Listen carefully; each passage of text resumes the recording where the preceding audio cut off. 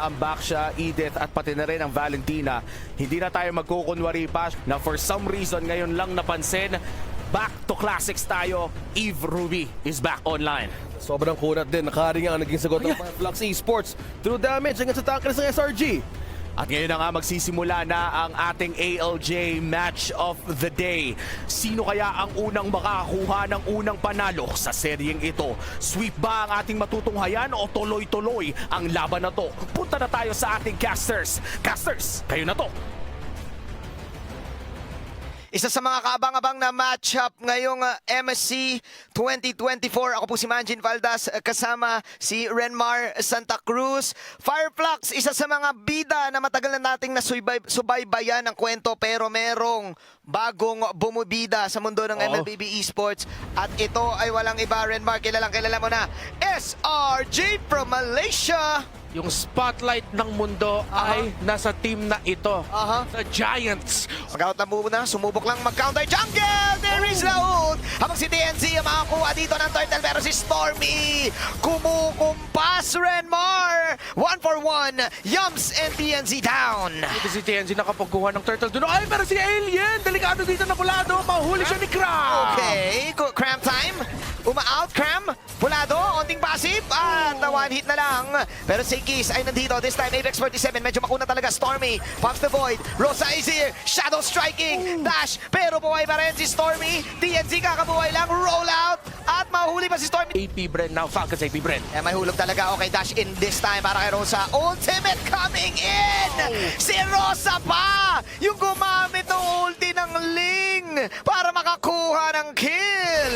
Alam nyo, tawag kay Rosa, the Thorn Queen. Thorn Bakit Queen? The Thorn Queen. I-translate nyo na lang sa Tagalog. Yan yung Reyna na may kagat. Divine Judgment, Diego Kaboy! Si Rosa ngayon, normal lang. Sunshine kumakuha ng last hit note with the true damage. Ito na naman ang conceal.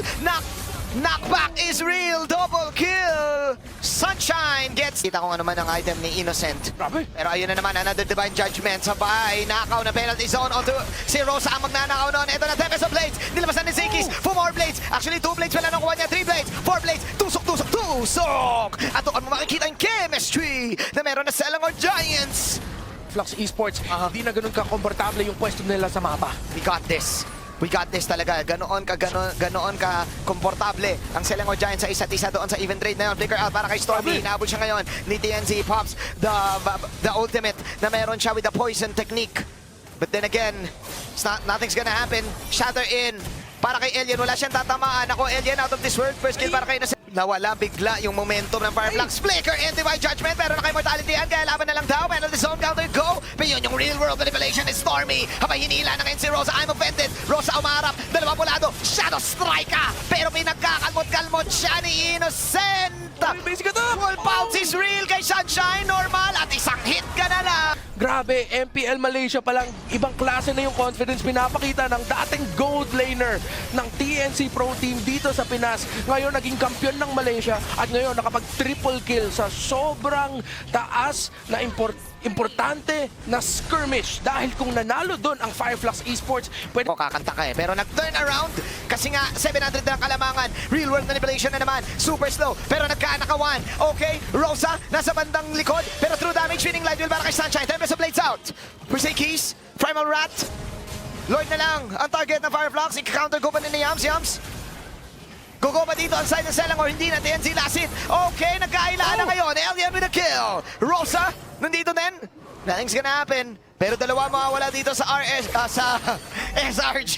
Ganun talaga yung mga players ko. Coach? Oo, ganun yung pagsabi niya. Kaya tapangan talaga ang laban dito. Sabi dito ng Fireflux, tama na to. Pero ang ganda ng real world manipulation ni Stormy. Medyo malagkit yung mata loob. Pero mas masakit at mahapdi yung mga true damage Sunshine. Yun naman si Crown na umaharap lang. Makakin dito ng isa si Innocent. Dalawa actually mawawala sa side ng Fireflux.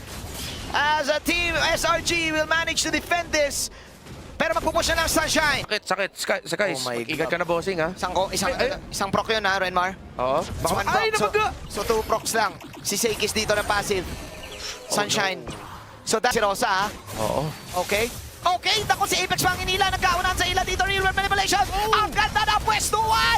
Pero nakalayo agad. Seikis makakuha ng kill. Si Cram Nemowana na ngayon may iwan pa si Yums. Apat dito ang buhay sa side ng Fireflux. Apat din sa side ng SRG. Pero malaban lang si Innocent with the wall pound. Pula to si Seikis. Pero buhay pa rin siya. Innocent kumakalmot. Siya din. Marunong din ako malmot. for 2. Alien maiwan. Okay. Innocent, tumama ang first kill. Laban na lang daw. Onward, shatter. Pasok si Rosa. Innocent, yari ka boy! Rosa, kumakalmot. Kalmutin mo. Ay, nako. Pero may nagtutusok-tusok ni Seikis. Napalalim ng Fireflux. Double kill for Daling. 14-17. Lamang ang SRG. Wiped out ang Fireflux Esports. Masyado nag-overcommit. Apex 47, hindi niya to maaagaw. Milagro kung maagaw pa niya.